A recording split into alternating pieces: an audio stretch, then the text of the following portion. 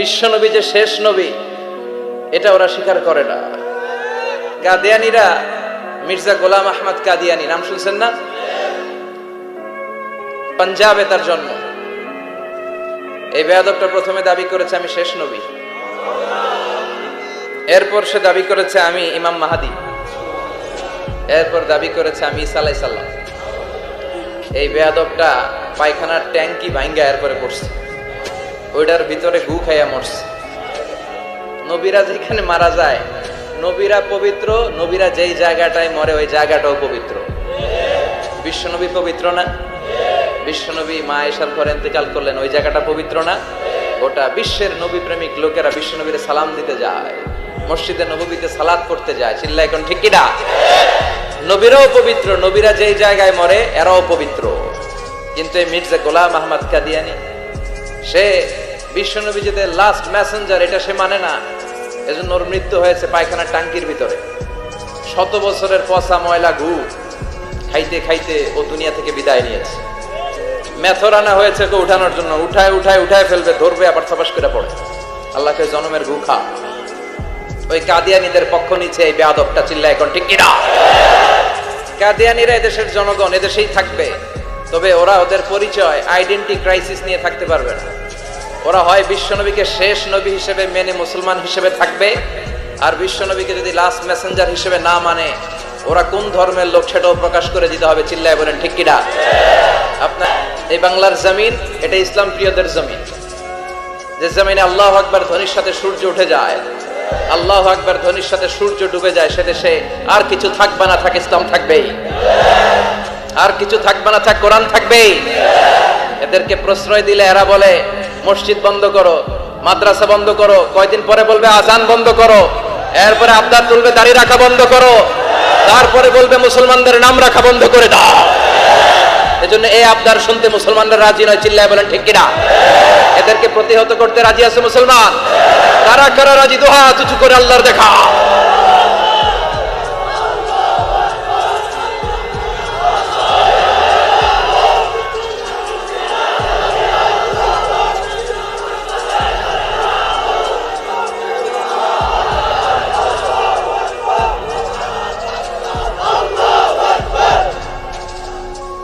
সূর্যরে ভেটকি মারলে সূর্যের কিছু হয়? কথা কর। সূর্যরে আপনি ভেটকি মারছেন, আপনার ভেটকি আপনার মুখে। এই জন্য ইসলামের আলোকে ওরা নিভিয়ে দিতে চায়। আল্লাহ বলে কিয়ামত পর্যন্ত ইসলামের বিজয়কে আমি আল্লাহ সমুন্নত রাখবো। চিল্লায় বলেন ঠিক কিনা? বাংলাদেশে একটা কথা কয়, নিন্দে পাখি পিন্দে। কথা বলেন। তসলিমা নাসরিন নারীদের নিয়ে বই লিখছে, নারীদের কোনো দেশ নেই। এরপরে বোরকার বিরুদ্ধে কথা লিখছে, শেষ পর্যন্ত সে বাংলাদেশে থাকতে পারে নাই। ওরে যখন ইন্ডিয়াতে লুকিয়ে নেওয়া হয়, ওর গায়ে বোরকা পরিয়ে নেওয়া লেগেছিল। চিল্লায় বলেন ঠিক কিনা? আমরা এদের হেদায়েতের দোয়া করি। আমরা প্রত্যেকের জন্য হেদায়েতের দোয়া করি প্রথমে। আর যদি হেদায়েত নসিবে না থাকে, কারুন, সাদ্দাদ, নমরুদ আর ফেরাউনের যে দশা হয়েছে, বাংলার জমিনের ইসলাম বিরোধী বেহায়াদের ওই দশা আল্লাহ তুমি করে দাও। ইসলাম হচ্ছে শান্তির ধর্ম। আমরা সবসময় সাম্প্রদায়িক সম্প্রীতি, ভালোবাসা এটাতে বিশ্বাসী। এক বাংলাদেশ। আমাদের দেশটা অনেক ছোট্ট কিন্তু সৌন্দর্যের লীলাভূমি। সুবহানাল্লাহ পড়ে। এমন কিছু নাই যে দেয় নাই। কি পাহাড়, কি সাগর, কি নদী, কি সবুজ। সমস্যা হয়েছে দুর্নীতি। সমস্যাটা কি? আমি 5.5 বছর ধরে মালয়েশিয়াতে থাকি। আল্লাহ মালয়েশিয়ারে যা দিছে এর চেয়ে অনেক ঢের গুণ বেশি আমাদেরকে দিয়েছে। আমাদের দেশের পর্যটন মোটেল, পর্যটন কর্পোরেশন আর ট্যুরিজম যে মিনিস্ট্রি আছে, এটা যদি সুন্দর প্ল্যান করে এই দেশটাকে কাজে লাগাতে পারতো, আমরা ট্যুরিস্টদেরকে জায়গা দিয়ে কুলাতে পারতাম না। আমাদের দেশের ছেলেপেলেরা যেগুলো লেখাপড়া করে না, এগুলো কামলা দিতে যায় বিদেশ। এই দেশটারে সাজাইলে এখানে ট্যুরিজমকে দেখাশোনা করার জন্য আমাদের প্রত্যেকটা ছেলের কর্মসংস্থানের ব্যবস্থা হয়ে যেত। এগুলো নিয়ে চিন্তা নাই। এরা ঘুরতে যায় বিভিন্ন দেশে, দেশ নিয়ে চিন্তা নাই। আল্লাহ আমাদের নেতাদেরকে তুমি হেদায়েত দাও। এজন্য ঘুরবেন, দেশটাকে ঘুরবেন। আমি আমার ছোটবেলাতেই পুরো বাংলাদেশ ঘুরে ফেলছি। আমি যখন দাখিল, আলিম, এসএসসি, এইচএসসি দেই, তখনই আমি বাংলাদেশ কাবার, কারণ ঘুরতে খুব পছন্দ হতো। কত সুন্দর দেখার মতো জায়গা আল্লাহ বাংলাদেশে রেখেছে। আপনি পঞ্চগড়ে গেলে দেখবেন কাঞ্চনজঙ্ঘা, ওখানে দাঁড়ালে আকাশটা ক্লিন থাকলে হিমালয়ের পাহাড় দেখা যায়। বাংলাদেশ থেকে দাঁড়িয়ে কাঞ্চনজঙ্ঘা থেকে হিমালয় দেখা যায়। ওই জায়গাটারে যদি ট্যুরিজমের জন্য প্রমোট করা হতো, lakh lakh tourist Europe America থেকে ছুটতো। এখন এই দেশে আসে না, সিকিউরিটি নাই, কোনো নীতিমালা নাই, কোনো নিয়ম কানুন নাই। এজন্য এই দেশে আল্লাহর রহমত নাই। একের পর এক গজব দিয়ে আল্লাহ আমাদেরকে পরীক্ষা করছে। চিল্লা এখন ঠিক কিনা? আল্লাহ তুমি গজব থেকে বাঁচাও, তোমার রহমত নাজিল করো, আমাদের সবাইকে মাফ করো। এরকম একটা অ্যাটিটিউড রাখবে যে শিখতে আমাকে হবেই, কিন্তু হেরে যাব না আমরা। চিল্লায় বলেন ঠিক কিনা? এবং শিখাটাই আপনাকে মুক্তি দিতে পারে। এজন্যই কোরআনের প্রথম কথা আল্লাহ শিখার ব্যাপারে উদ্বুদ্ধ করেছেন। আল্লাহ বলেছেন ইকরা বিসমি রাব্বিকাল্লাযী খালাক, read in the name of your Lord who has created, পড়ো তোমার প্রভুর নামে যিনি তোমায় শিখিয়েছেন। এজন্য পড়তে হবে, জানতে হবে। আসেন আমরা সরাসরি মহাবিশ্বের মহাবিশ্বয় মহাগ্রন্থ আল কোরআন থেকে শুনি। উদ্দেশ্য হচ্ছে যে আমরা নিজেদেরকে আলোকিত করব, উই এনলাইটেন আওয়ারসেলফ, ভিতরটাকে আলোকিত করব, আলোকিত মানুষ হব, সাদা মনের মানুষ হব, আল্লাহওয়ালা হব ইনশাআল্লাহ। পড়েন।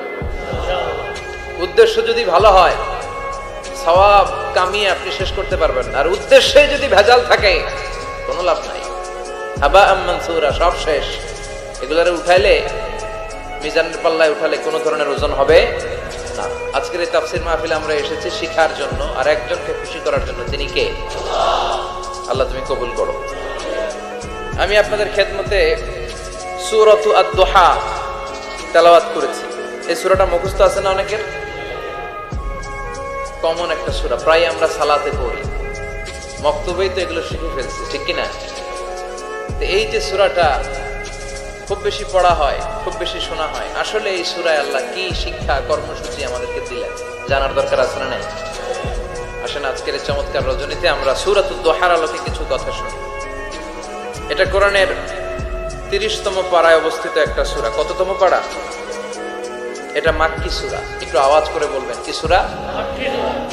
এই সূরার আয়াত সংখ্যা 11টি। কয়টি? 11টি। এটা কোরআনের একটা মোটিভেশনাল সূরা। কি সূরা? মোটিভেশনাল। আমরা প্রায় এই শব্দটা শুনি না, মোটিভেশন, মোটিভেশন, মোটিভেশন। এই ছিল কি? তোমাদের কি হয়েছে? কথা বলা যাবে না তো? একেবারে চুপ থাকো, যে যেখানে আছো থাকো, কানগুলো খাড়া করো খরগোশের মতো, কোনো আওয়াজ হবে না, একেবারে চুপ। এটা কোরআনের মোটিভেশনাল সূরা, অনুপ্রেরণাদায়ক সূরা। আপনার মন যখন খারাপ তখন এই দুইটা সূরা পড়বেন, দোহাও পড়বেন, সূরাতুল ইনশিরাহও পড়বেন। ইযা ইশতাদ্দাত বিকাল বালওয়া ফাফাক্কির ফি আলাম নাশরাহ ফাইন্নাল উসরা বাইনাল ইউসরাইনি ইযা ফাক্কারতাহু ফাফরাহ। নবী সাহাবাদের কাছে শেয়ার করে দিতেন, যেটাই নাজিল হতো তিনি পৌঁছে দিতেন, যেটাই, কারণ আল্লাহর আদেশ, ইয়া আইয়ুহার রাসূল বাল্লিগ মা উনজিলা ইলাইক, ও নবী আপনার কাছে আমি ওহী থেকে যা নাজিল করি সব পৌঁছে দেন, একটাও গোপন করা যাবে। আল্লাহর কাছ থেকে বিশ্বনবী যে সমস্ত মেসেজ, ইনফরমেশন, তথ্য, রেভেলেশন ওহী পেয়েছে, একটাও কি বিশ্বনবী গোপন করেছে? সব প্রকাশ করে গিয়েছে, সব শেয়ার করে গিয়েছে। বিশ্বনবী শেয়ার করতে লাগলেন। সকালে যা নাজিল হয় শেয়ার করেন, দুপুরে নাজিল হয় শেয়ার করেন, রাতে নাজিল হয় শেয়ার করেন, শেয়ার করতে লাগলেন। কিন্তু কি অবাক করা কাণ্ড, হঠাৎ করে এই ওহী আসার ধারাবাহিকতা আল্লাহ বন্ধ করে দিলেন। ওহী আর আসে না, আকাশ থেকে নতুন তথ্য আর নামে না। ঘটনা কি? ওহী আসে না কেন? তথ্য আসে না কেন? জিব্রাইল আসে না কেন? কোন বর্ণনায় এসেছে 15 দিন, কোন বর্ণনায় 1 মাস, 3 মাস, এমনকি 6 মাস পর্যন্ত বর্ণনা পাওয়া যায় যে বিশ্বনবীর কাছে 6 মাস ওহী আসে না। বিশ্বনবী তো অবাক, ঘটনা কি? ওহী নামে না কেন?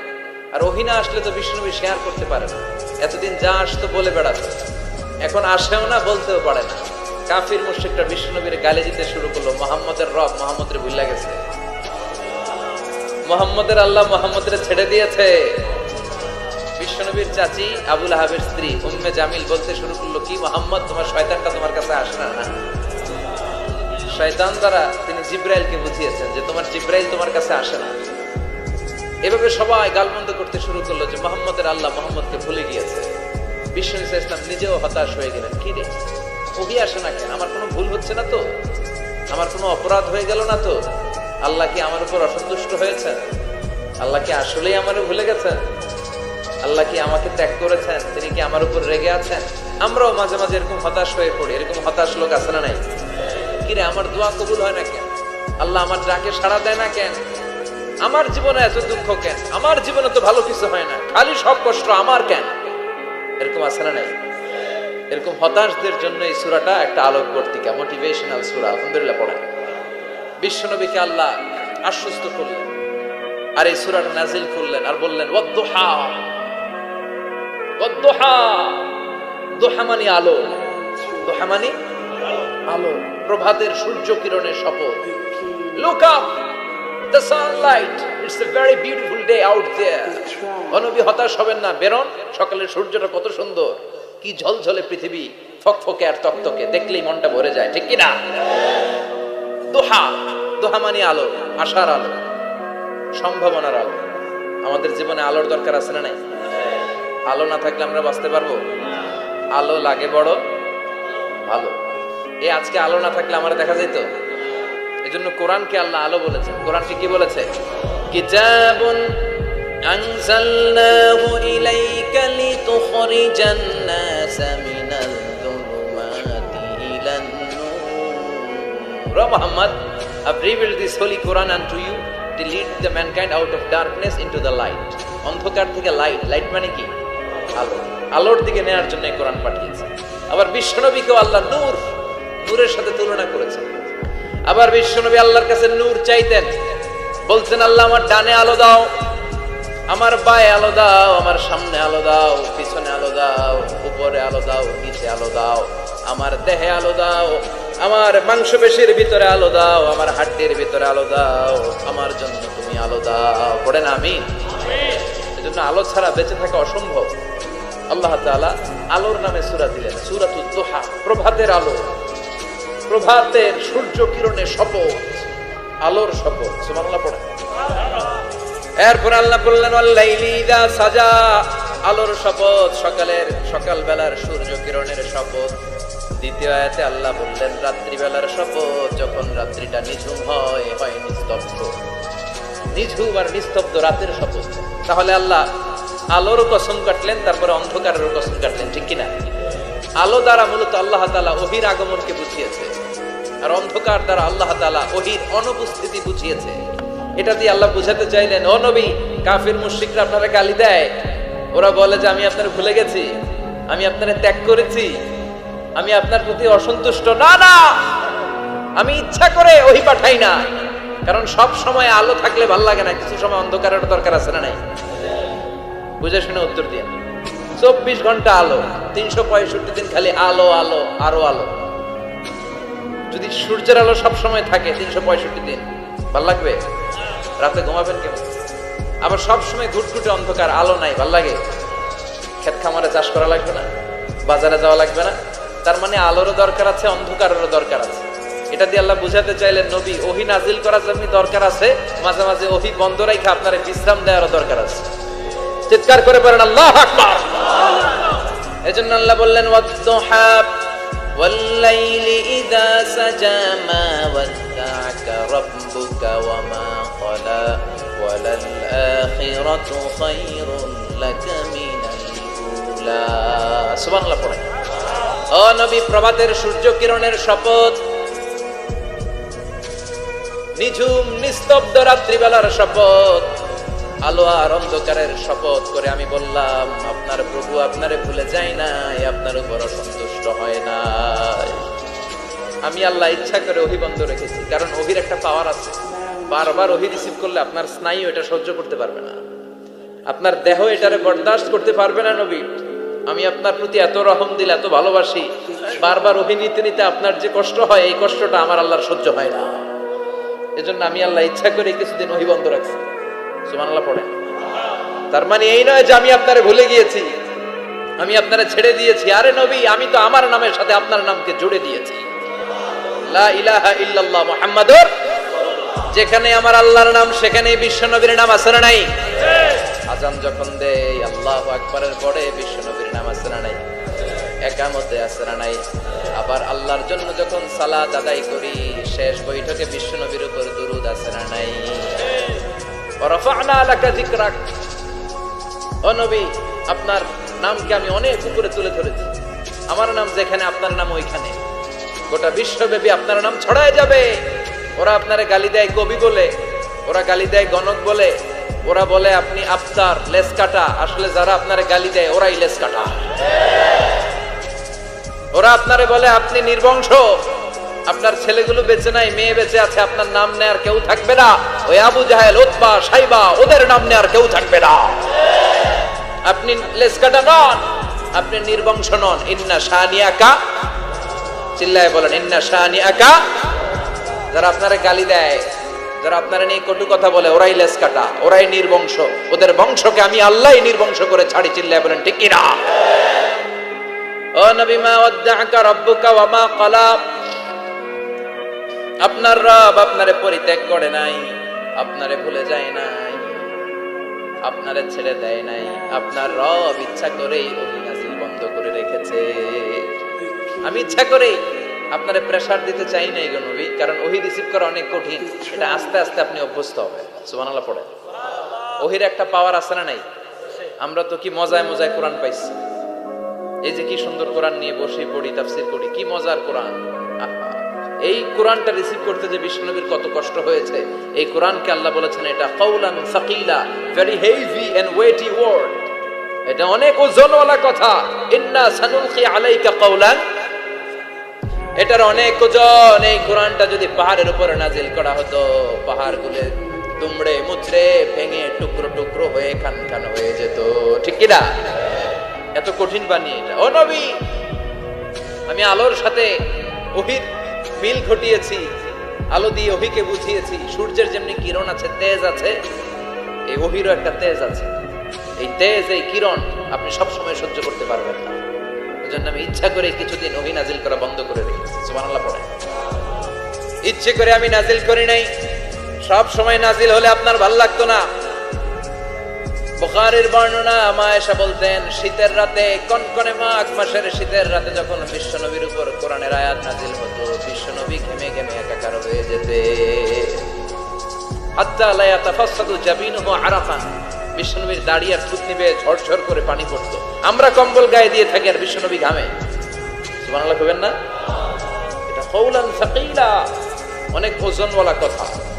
আবার বিশ্বনবী যখন ওটের উপরে বসে থাকা অবস্থায় কোরআনের আয়াত নাজিল হতো, ওটের বুকটা মুহূর্তের মধ্যে বালুর মধ্যে, জমিনের মধ্যে লেগে যেত।